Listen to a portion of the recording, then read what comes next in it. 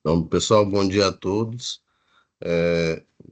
Para quem não me conhece, meu nome é Fernando Barroso. Eu sei que a maioria de vocês já me conhece, então tenho a honra hoje aí de poder falar um pouquinho sobre a inteligência artificial, né?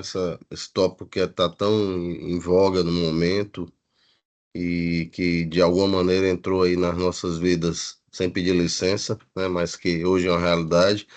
E como que a gente encara isso perante a nossa área direta, a medicina e, no caso, as neoplasias e as doenças autoimunes? Quais são meus conflitos de interesse?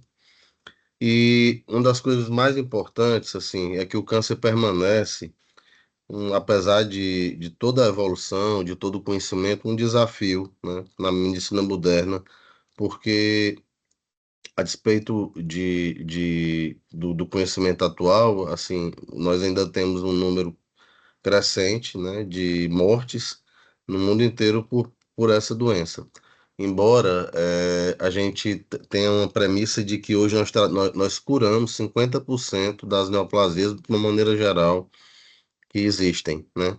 E a grande discussão, na verdade, nos países desenvolvidos é muito mais com relação à fertilidade, à qualidade de vida, é, não é bem só o tratamento. Então, assim, por exemplo, você tem linfoma de Hodgkin com possibilidade de cura, de resposta com 94% com protocolo Brecade, com protocolo novo, por aí vai, houve uma evolução. Porém, uma pergunta muito importante é se todos esses protocolos cabem para todas as pessoas, né? Então, a frase clássica aí do americano que é one size fits all. Quer dizer, será que ele encaixa para todo mundo? O mesmo shop que eu faço para um paciente, ele com aquelas doses, com aquele desenho, ele deve ser o mesmo para todo mundo? Isso é uma pergunta em várias neoplasias e é algo que, com a inteligência artificial, houveram mais questionamentos. Então, nós temos a possibilidade, de evoluir do ponto de vista do diagnóstico, do tratamento e do manejo desse paciente. E quais são as aplicações, na verdade, da inteligência artificial? Como eu disse, o diagnóstico, principalmente estadiamento, a classificação, né? A parte molecular nas alterações genéticas, poder olhar as instabilidades tanto de cromossômicas como de microsatélites, a origem das células, os estudos da parte do microambiente tumoral, que é algo muito importante, né? Porque a gente sempre trata a célula, né? A gente acaba, às vezes, esquecendo aonde a célula mora, que é o microambiente. E, às vezes, a doença não é da célula, é do microambiente. Os aspectos clínicos, as descobertas chamadas farmacogênicas, né? Quais são os alvos, quais são as drogas, né? Como a gente, qual a associação de drogas que pode levar a uma sinergia. E aí, na inteligência artificial, a gente entra especificamente em dois tópicos que podem nortear toda a nossa compreensão. São dois termos que vocês vão ouvir com muita frequência, que é o machine learning e o deep learning. Se a gente for fazer algo bem simplista para que nós possamos compreender, na verdade, a Deep Learning, ela seria falando de uma maneira mais simples, uma simulação do nosso cérebro, né? Para que nós pudéssemos, na verdade, criar aquele indivíduo que tivesse um raciocínio semelhante a um humano, né? E para isso eu tenho, na Deep Learning, é um grande computador, né, como se fosse um grande cérebro, né, e que tem alguns termos que a gente chama de CNN, como Convolutional Neural Networks, ou FCN, Fully Convolutional Networks, Recurrent Neural Networks e o Generative Adversarial Network. Tudo isso está num escopo de um grande computador, de um grande guarda-chuva, onde está inserida a machine learning.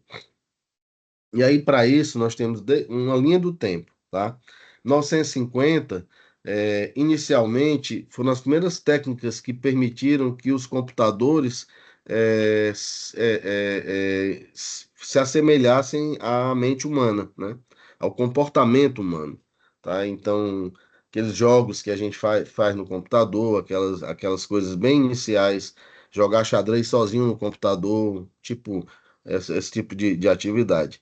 Já na década de 80, começam os primeiros conhecimentos da machine learning, é, mostrando a possibilidade de uma programação, de você colocar algo, ter uma no computador, coisas que você leva para o lixo, que você deleta, etc, etc.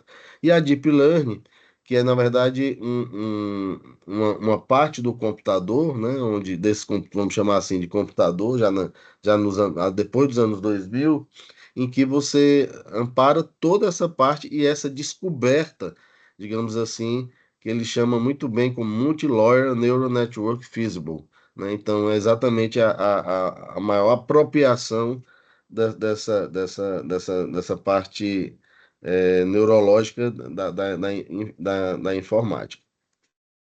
Especificamente na machine learning, ela tem a capacidade de, se tiver algoritmos bem claros, de identificar padrões de resposta, de predizer respostas e, e acima de tudo, você ter datas, né, para mais ou menos ter uma ideia do que aquilo acontece. Em termos de algoritmo, você pode ter tanto a possibilidade de uso de imagens, a parte genômica, aspectos clínicos que detectam anomalias, predizer a progressão de doenças e sugerir tratamentos personalizados, como eu comentei inicialmente. Já na Deep Learning, como eu comentei, é um grande computador, né, que armazena uma enorme quantidade de informações e que na verdade, ela treina, ela verifica, ela testa, isso automaticamente extraindo das informações que são alimentadas ali, tá? Então, na verdade, ela é um pouco mais, digamos assim, mais abrangente, mais ela tem uma informação mais, um dado mais bruto, tá? Do que a machine learning que tem. Quando você usa machine learning, você está buscando uma informação mais precisa. E aí você tem algumas diferenças entre elas, né? Então, ambas são muito boas, mas com relação aos dados, especificamente. Machine Learning, como eu disse, ela trabalha com dados em menores quantidades, tá? Mas já a Deep Learning, ela usa o Big Data. O que é o Big Data? Por exemplo, eu pego 17 mil doentes e eu quero estudar qual é o melhor onde é que tem tosse e qual é o melhor medicamento para tosse. Então eu posso rodar uma Big Data e tentar saber que o melhor medicamento para resolver a tosse é aquele medicamento. Então eu consigo fazer isso com a Big Data. Tem muitas críticas hoje, inclusive tem plataformas muito interessantes que chama Harmony, e ligada à nossa área, que ela pega, por exemplo, 20 mil casos de leucemia linfóide aguda, estuda esses casos e faz algumas perguntas e tenta, baseado nos seus objetivos, e tenta encontrar um caminho e algumas respostas. No começo, as primeiras apresentações que eu vi disso, elas mostravam, e assim, eu saí da sala de, puxa vida, vai ser difícil fazer trabalho no nosso centro, com todas as limitações que a gente tem, para concorrer com a informação dessa. E as coisas, na verdade, vão se mostrando, vão se delineando com o tempo, né? Hoje tem algumas críticas a esse tipo de informação, que é, por exemplo, você uniformizar e botar porque 20 mil pessoas não são de um centro só, obviamente. São de vários lugares do mundo. E aí você acaba, de alguma maneira, perdendo a informação da epidemiologia, das particularidades, da maneira como essas pessoas foram tratadas.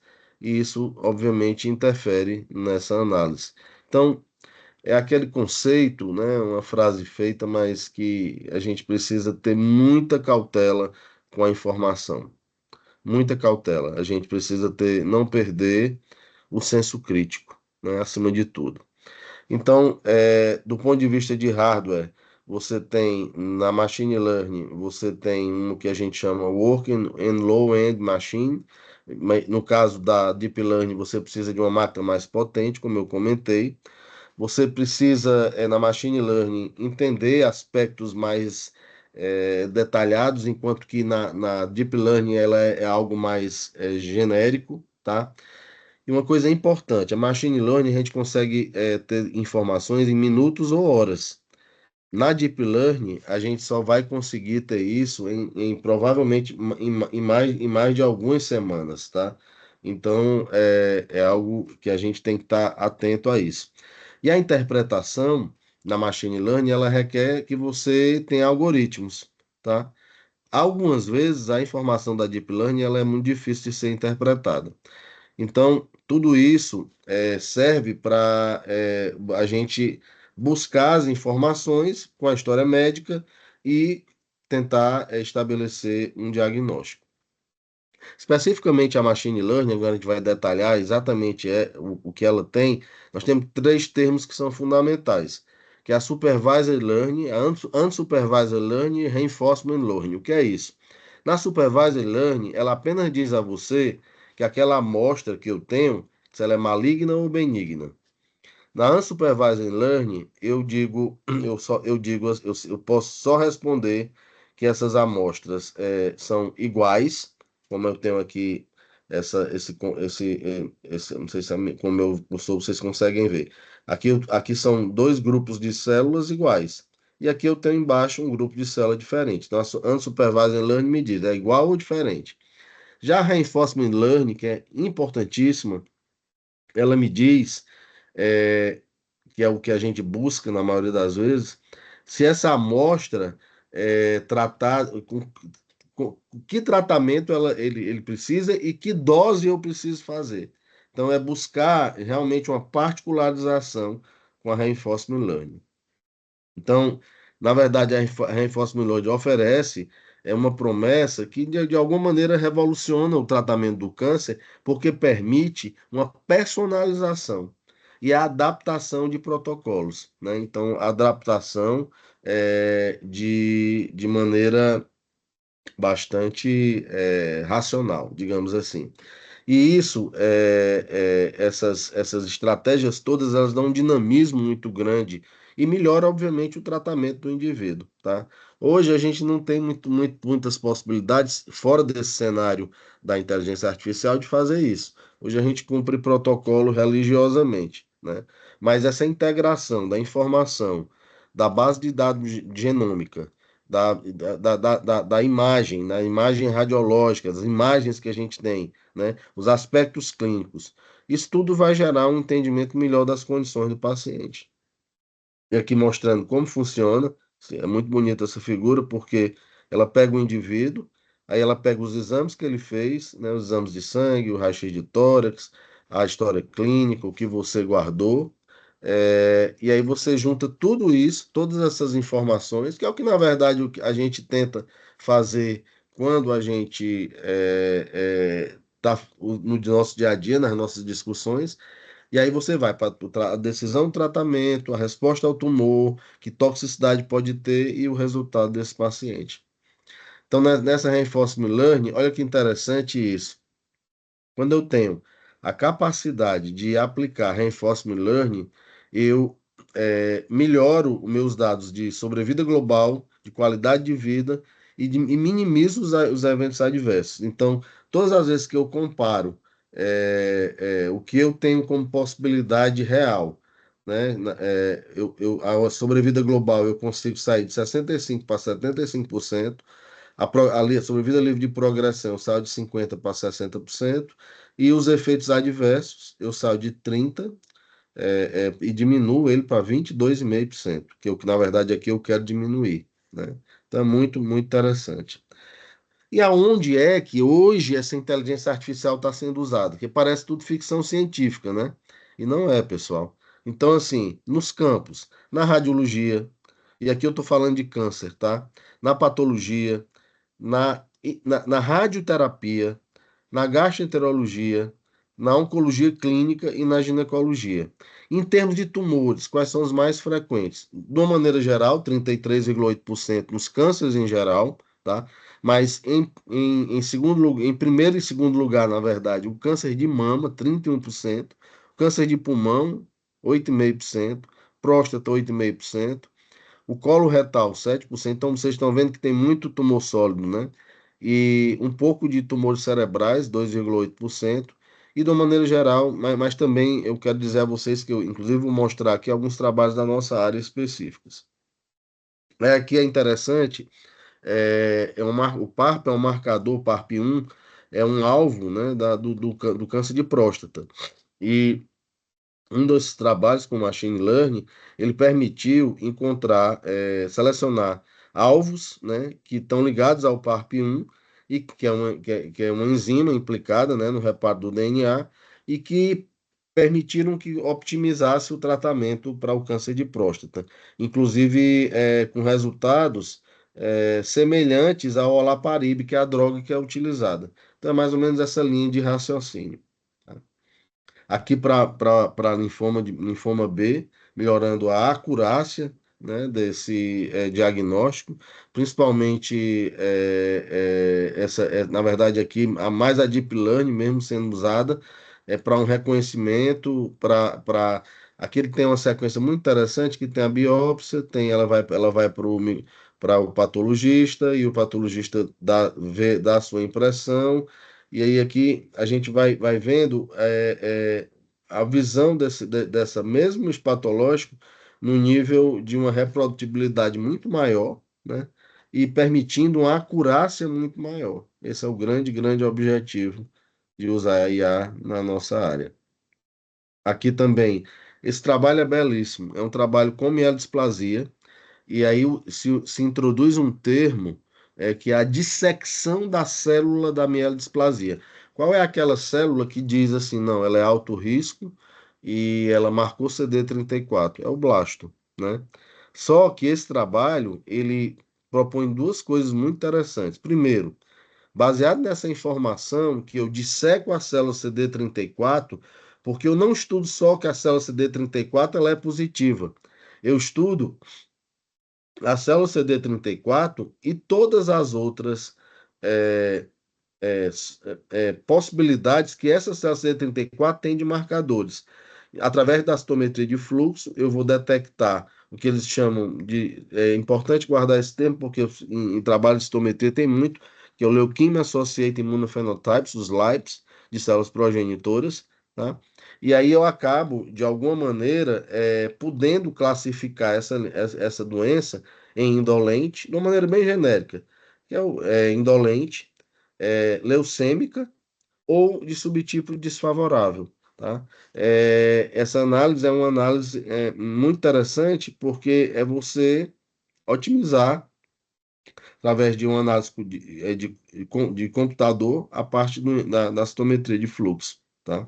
E aí você tem esses vários grupos e claramente o indolente, o desfavorável leucêmico e o desfavorável sem leucemia, ele tem comportamentos nesses gráficos aqui, a gente pode ver, ó, o indolente tem uma sobrevida melhor, né? Sobrevida global. A Leukemia Free Survival é melhor comparado aos desfavoráveis, que é a seta azul e vermelha. E também o Event Free Survival, a sobrevida livre de eventos, né? Considerando que essa diversidade genética da mielodisplasia, analisada só com CD34, ela pode melhorar muito em termos de classificação, tá? Então, são várias aplicações. Outra aplicação interessante é para você fazer uma predição da sobrevida o chamado long term follow-up, a sobrevida a longo prazo, né? Então, é tudo que a gente se pergunta muito, né? Eu tratei o indivíduo, ele respondeu, ele ficou bem. Como é que a vida desse indivíduo, quais são as possíveis complicações diabetes, hipertensão, segunda neoplasia. O que é que pode acontecer com esse indivíduo? Então, é uma ferramenta que também pode ser usada, que chama Multiserve, que é um padrão multimodal de Deep Learning, que vai olhar esse indivíduo em termos de sobrevida, predizer essa sobrevida. E é interessante que ele faz uma comparação com a curva de Kaplan-Meier, que é uma curva claramente muito conhecida de nós, né, mostrando que há uma semelhança e até uma, na verdade, uma preponderância em termos da informação, que é essa curva aqui, com a parte vermelha é o multiserve e o preto é a curva de Kaplan-Meier. Que é um trabalho. Ah, tudo isso é coisa muito longe da nossa realidade, doutor Fernando. Pessoal, infelizmente ou felizmente não é, tá? Então, no ano passado, junto com o Felipe Mesquita, que trabalha comigo no Centro de Processamento Celular e no Carticel, a gente já idealizou, esse é um trabalho do Felipe, com leucemia linfóide crônica, e uma das coisas que a gente tem trabalhado é o desenvolvimento de pesquisa de novos alvos, usando machine learning, para doenças, tá? E uma das que nós elegemos foi leucemia linfóide crônica. Por que leucemia linfóide crônica?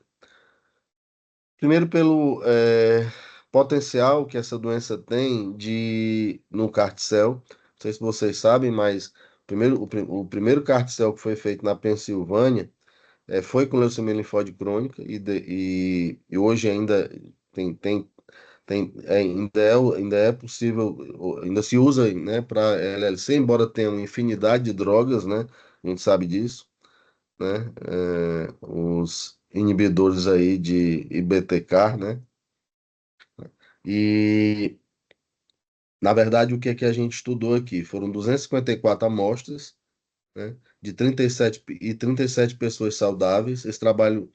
E aí nós estudamos a expressão desses genes, tanto os que estavam up regulados, que é em torno de 36%, e os down regulados, que é em torno de 63%, comparado com o normal.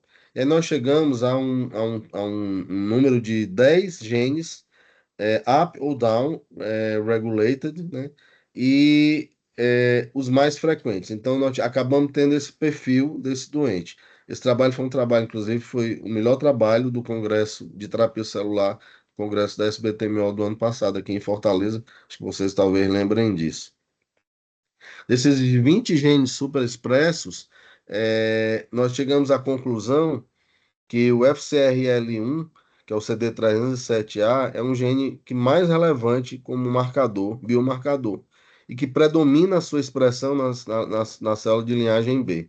Então, nós estamos agora em uma outra etapa desse trabalho. Nós começamos, inclusive, uma tese de mestrado de uma aluna nossa, e que eles já estão colhendo amostras, né?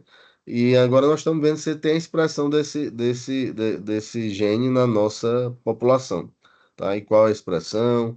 Então a gente está tentando identificar isso com o único objetivo de desenhar um alvo para CART-cell, tá?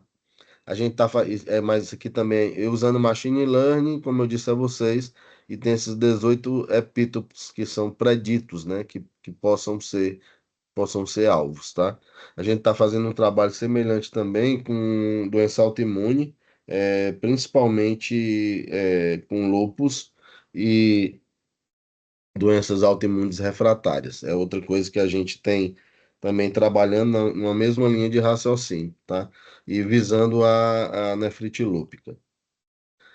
E aqui, obviamente, a gente tem que falar um pouco, a gente falou muito, está falando muito de dados e muita coisa nova, imagino eu, para alguns, mas lá atrás, né, quando Charles Chaplin fez esse filme, que eu acho que é um filme emblemático, todo mundo deveria assistir, Os Tempos Modernos, aí tem uma crítica, né, de alguma maneira, né, você tem uma inter-relação com o discurso do grande ditador, né, que de alguma forma também traz alertas para a gente, né, em termos de saber a nossa posição, as nossas decisões, porque não se enganem, eu acho que tudo se interconecta, tá? e esse embasamento da ciência, da cultura, da arte, tudo isso é o que forma um ser humano, né? Então, é o que faz com que ele seja um profissional melhor, ele entenda o doente de uma maneira melhor e ele tenha mais instrumentos e capacidade de tomar decisões. E aí a gente fala muito em personalização, e a gente vai falar agora de personalização da imunoterapia, tá? E é muito interessante, pessoal, isso, porque é, hoje a gente tem o PDL1, né, com os inibidores de checkpoint, como uma drogas muito importantes que revolucionaram a medicina de 2018 para cá, né? E essa inteligência artificial predizendo, né, o surgimento de neoantígenos e peptídeos, né, principalmente ligados ao complexo maior de compatibilidade. E aí você tem o desenvolvimento de vacinas, a gente viu aí com a Covid, a vacina do RNA que não existia e rapidamente foi elaborada, tá? No caso específico da parte imune, especificamente, começa a ter um valor muito importante o microambiente, então a exploração do tissue microambiente, né, que é o TME, né, e dos RNAs, no desenvolvimento desses tratamentos. E aí eu trago aqui um recorte sobre a predição do inibidor de checkpoint causando na sua eficácia em tratamento do câncer, né? E você podendo usar isso em exames de rotina laboratoriais, né? E aplicando a clínica. Então, a imunoterapia do câncer, particularmente com o inibidor de checkpoint, ela revolucionou a oncologia, né? Atingindo respostas duráveis. Então, assim, nós passamos a ter cura de melanoma, que não tinha. Nós passamos a ter excelentes resultados no Hodgkin e até nos outros linfomas, linfoma de zona cinzenta, hoje tem assim a possibilidade, né, de resgate de doente com. Eu vou falar do Hodgkin porque é o que a gente tem tido mais experiência pessoal, mas hoje o NAVD, que é o Nivolumab AVD para paciente acima de 60 anos, é o protocolo de escolha e com eficiência absurda, né, comparado a qualquer protocolo. Resgate, por exemplo, a pembrolizumab, Pembro GVD, com a doxilipossomal, e a gente tem resgatado pessoas que a gente já tinham feito sua terceira linha, ou que a gente até paliaria. Então, é uma droga muito importante. Só que a gente não quer só isso, a gente quer também otimizar, né? Então, esses biomarcadores, é, às vezes falham em predizer a eficácia dessa imunoterapia. E aí a gente precisa cada vez mais de ferramentas mais refinadas para essa decisão. E aí eles desenharam esse trabalho é muito interessante que ele chama Scorpio, tá? E ele desenha um machine learning para isso, para os pacientes tratados com inibidor de checkpoint e exames de sangue de rotina que podem estabelecer variáveis que permitem você, de alguma maneira, predizer de maneira indireta a resposta do sistema imune daquele indivíduo. E aí eles quantificaram cada paciente a paciente a variação da eficiência do inibidor de checkpoint. Então, tem um caso em que usaram, é um caso em que o indivíduo tratou um câncer com ipilimumab e nivolumab. Outro caso em que o indivíduo tratou, mas fez porque uma das problemáticas do inibidor de checkpoint, talvez vocês vão lembrar disso, são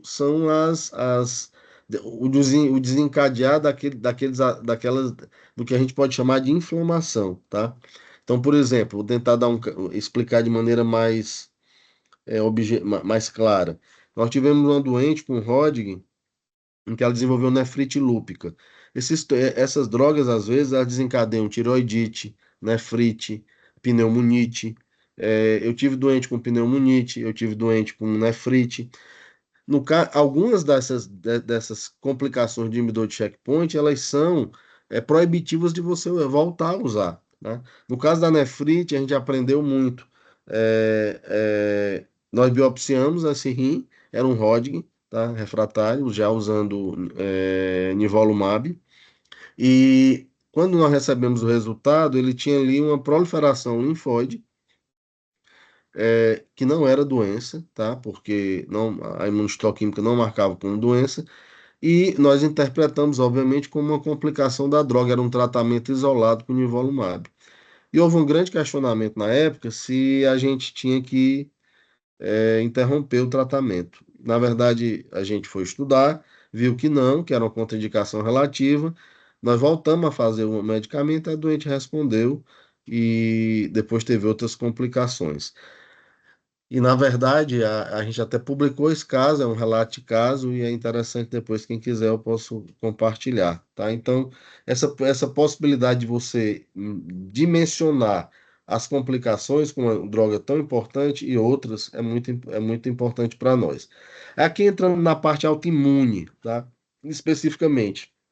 O uso da machine learning, ele pode elucidar tanto a parte do diagnóstico, né, a patogênese da doença, tá, e predizer os resultados, os desfechos, tá? Isso mostrando que o diagnóstico, sem dúvida nenhuma, é o aspecto mais importante que a gente pode usar no lúpus, tá? E aqui, como é que a gente faz, como é que a gente acessa isso, né? Então, a machine learning, ela vai trazer para a gente uma estratificação desses pacientes e uma estratificação com expressão gênica, tá?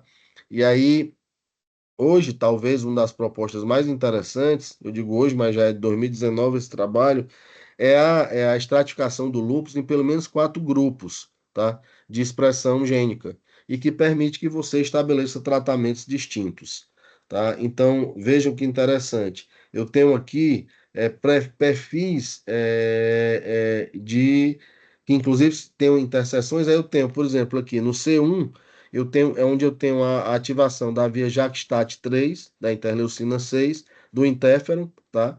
No C2, eu tenho mais alterações de coagulação, do Carras, de checkpoint, do P53, do Transform Growth Factor Beta, tá? No C3, envolve mais a via do CMYC, as respostas inflamatórias, a fator de necrose tumoral alfa, pela via da NF-kappa-beta, tá?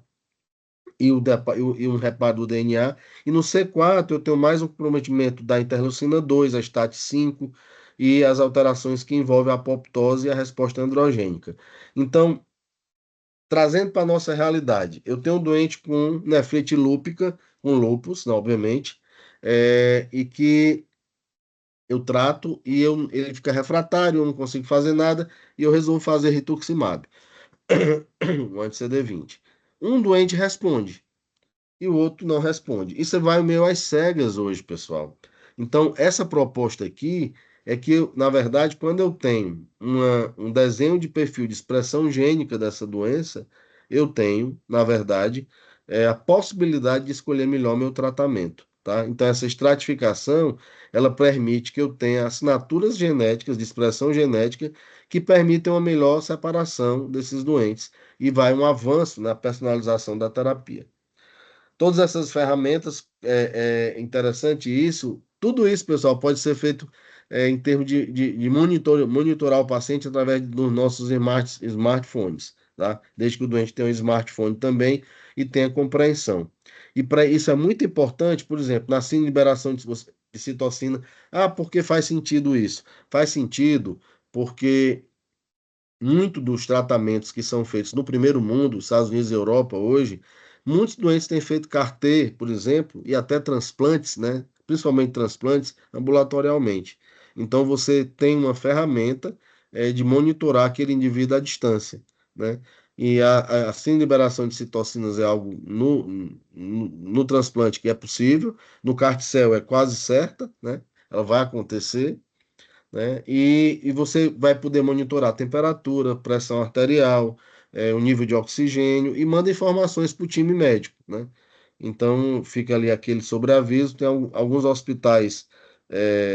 Eu vi uma apresentação de um trabalho de um grupo alemão mostrando isso na prática, é muito interessante, tá?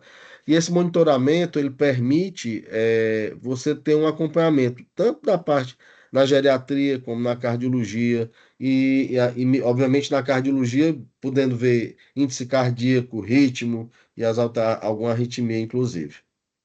E aí, pessoal, diante disso tudo, tanta tecnologia que faz a gente refletir. Eu não sei se vocês já leram O Admirável Mundo Novo. Eu li, eu acho que tinha nem entrado na faculdade. E quando eu li esse livro, do Aldous Huxley, realmente é um livro assustador, porque ele mostra um mundo e você acredita que aquilo nunca vai acontecer.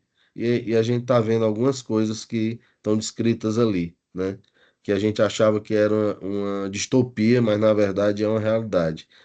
E eu acho que aqui a gente tem que chamar um pouco para o Pequeno Príncipe. Então, aquele conhecimento de que nada pode tirar o nosso humanismo, tá? A nossa sensibilidade e a nossa percepção da interação com o outro, tá? E é isso que faz uma grande diferença na nossa postura. A monitorização remota eu já comentei, né?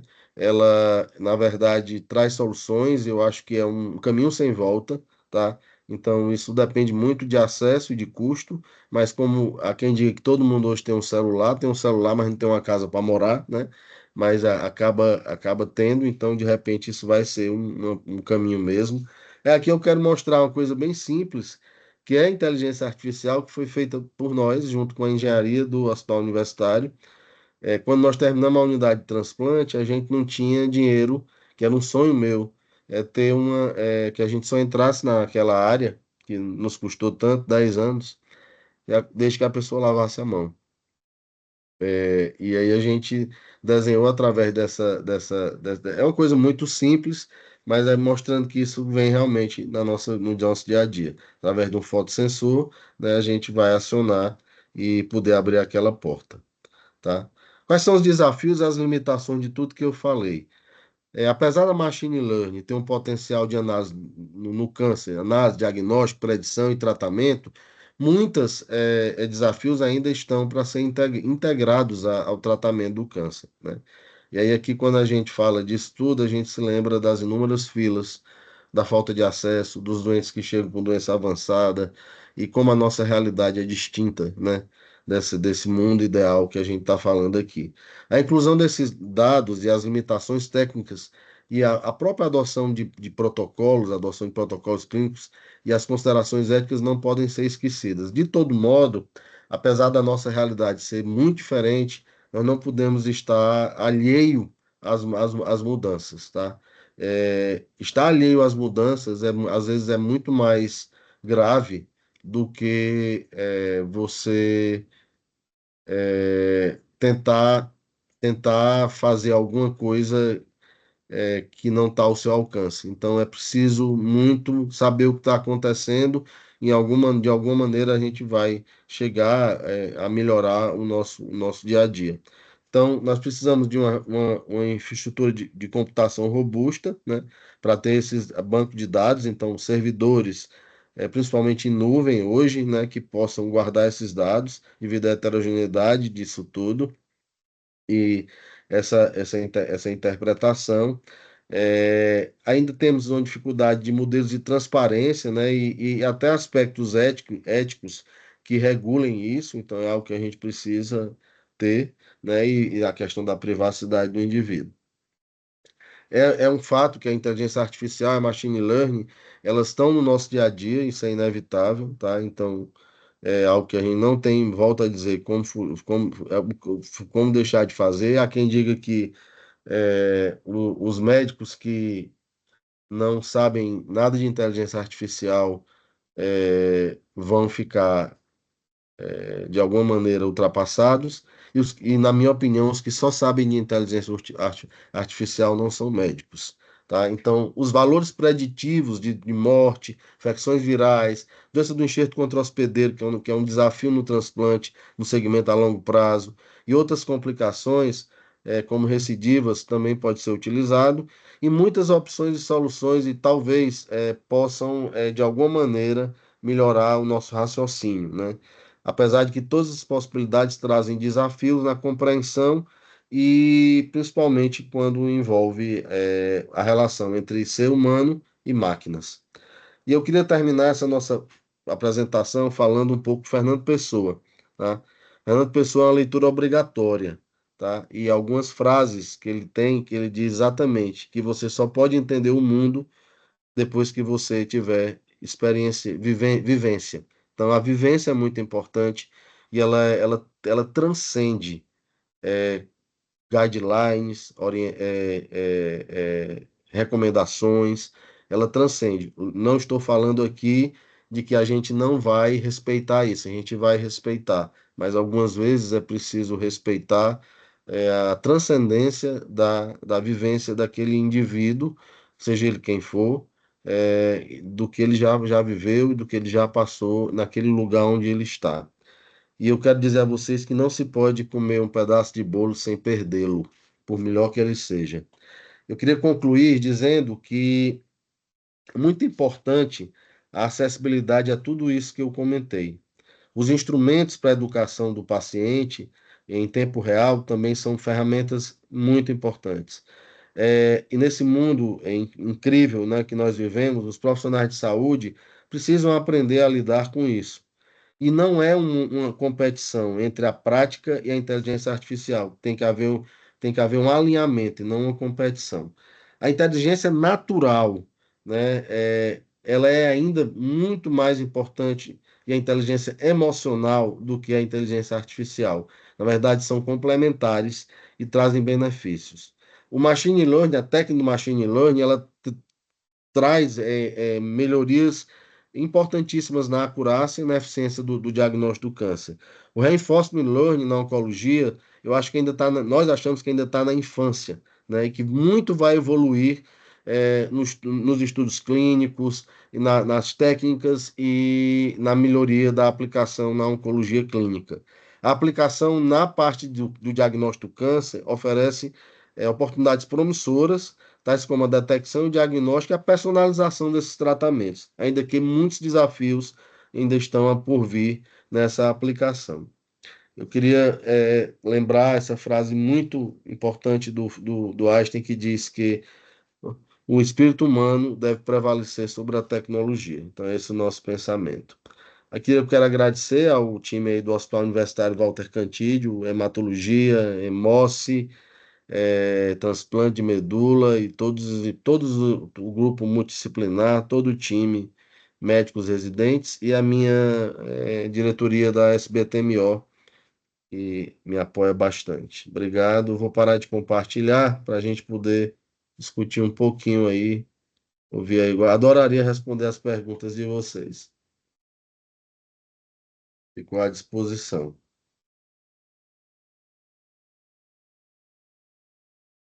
Alguém quer fazer algum comentário, alguma pergunta?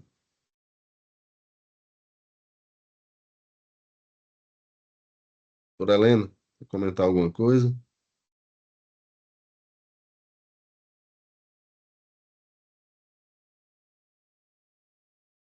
A senhora me ouve, doutora Helena?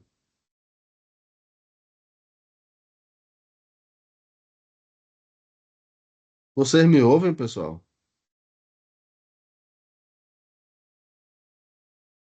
E professor? Vocês me ouvem? Sim, professor. Ficou, oh, que bom. Ficou todo mundo impactado, foi. Tá todo mundo na inteligência artificial. Vamos. Doutora Helena, a senhora quer fazer algum comentário? Ela está me ouvindo?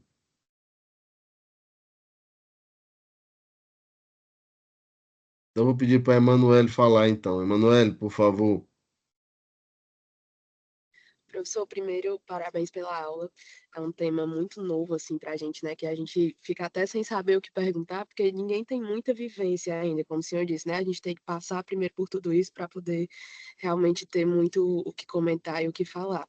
Mas é muito interessante da gente ver que isso traz uma perspectiva mais personalizada para o paciente, que isso traz muitas coisas que a gente não teria como avaliar se não tivesse esse apoio tecnológico, né?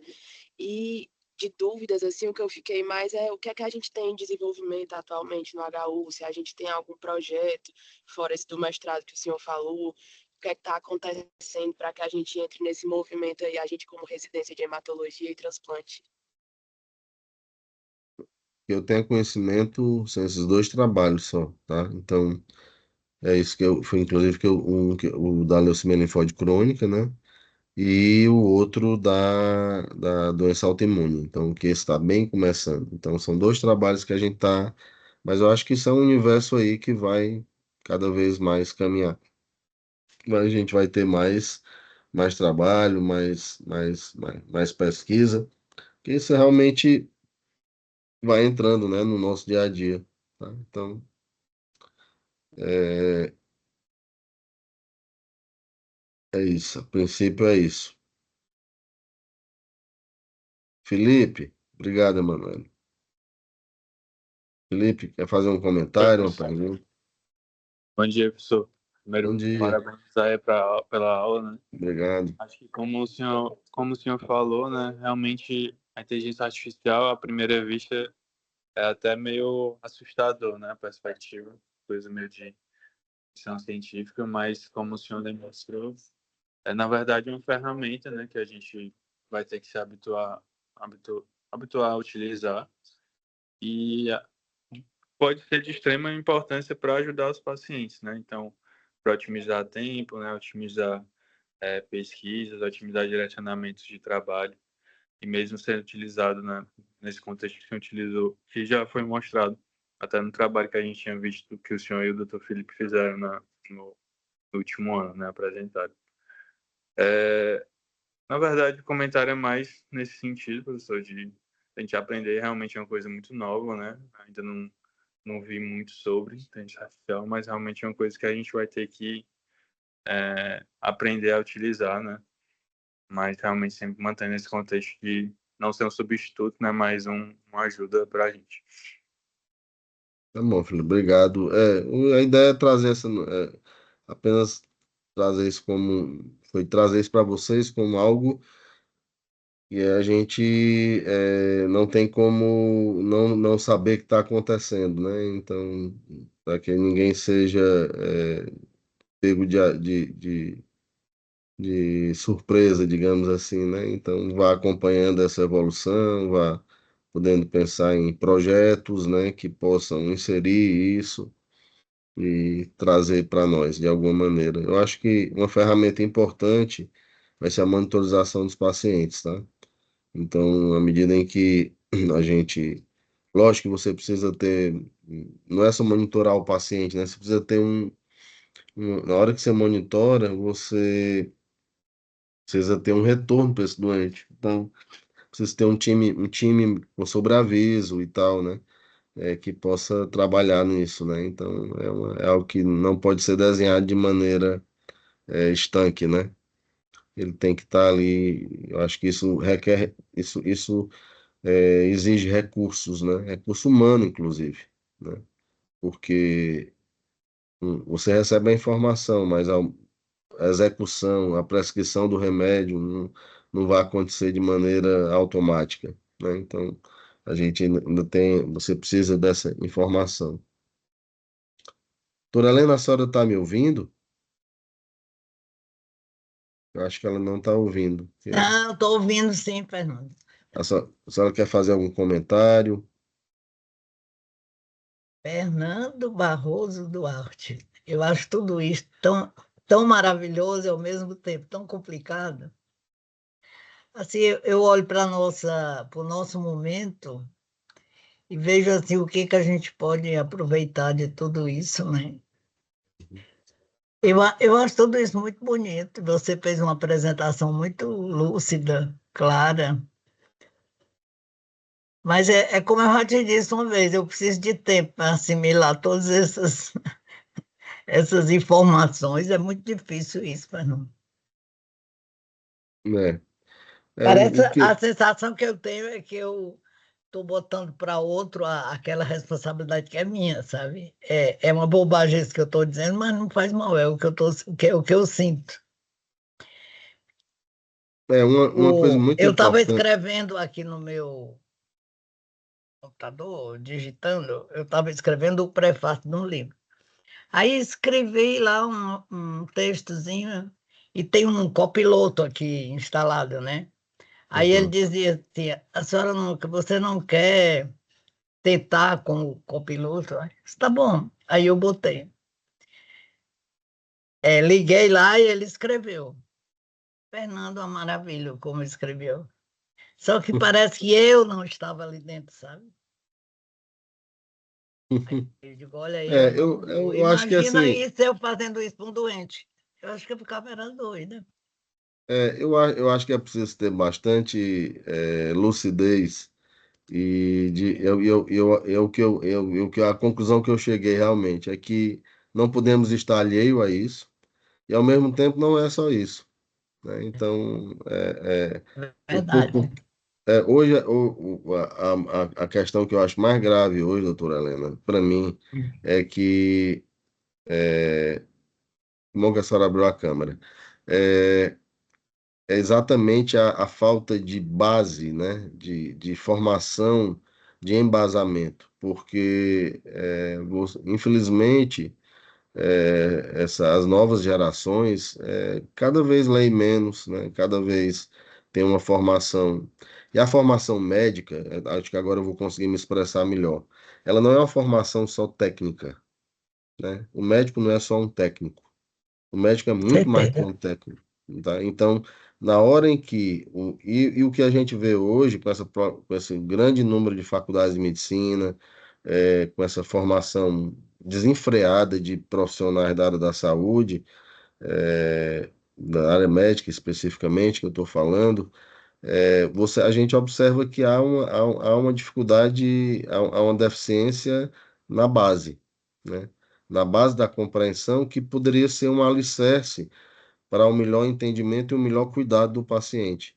Então, dificilmente há eu acho que essa deficiência, ela se apresenta de maneira indireta, e no dia a dia, na compreensão, no comportamento, na postura, tão necessária, tão importante para a gente poder exercer o ofício da medicina, né? Então, acho que a medicina é um ofício, né? A medicina não é um trabalho qualquer, né? Ela envolve, na hora que você se senta com uma pessoa e ela conta a história dela para você, ela fala de coisas que ela não diz a ninguém, ela abre para você a sua intimidade, ali naquele momento, aquilo é um momento de muito um momento quase sagrado, né? Que a gente precisa entender isso. Por outro lado, o médico precisa ter um background, precisa ter uma formação muito sólida para ele poder ter as interpretações corretas, né? E aí você simplesmente delegar isso à inteligência artificial é algo que talvez vá desumanizar essa relação e não é isso que a gente quer. Então, acho que por outro lado, não entender que a ferramenta pode nos ajudar também é um equívoco, na minha opinião. E aí, por que que é um desafio? Porque nós precisamos ali, juntar essas duas coisas para trazê-las para nosso lado de uma maneira positiva, né? De uma maneira que aprimore o nosso trabalho, que melhore o nosso trabalho, né? Então, nem tanto ao céu, nem tanto ao mar, uma coisa que seja É, mais equilibrada, tá? A gente está chegando para o final da nossa conversa hoje, tá? Então, não sei se alguém queria fazer alguma pergunta, algum comentário. A gente tem um minuto e a gente encerraria, tá? Então, acho que não. Então, eu quero só agradecer a vocês aí pela paciência e desejar um bom resto de semana para todos, tá?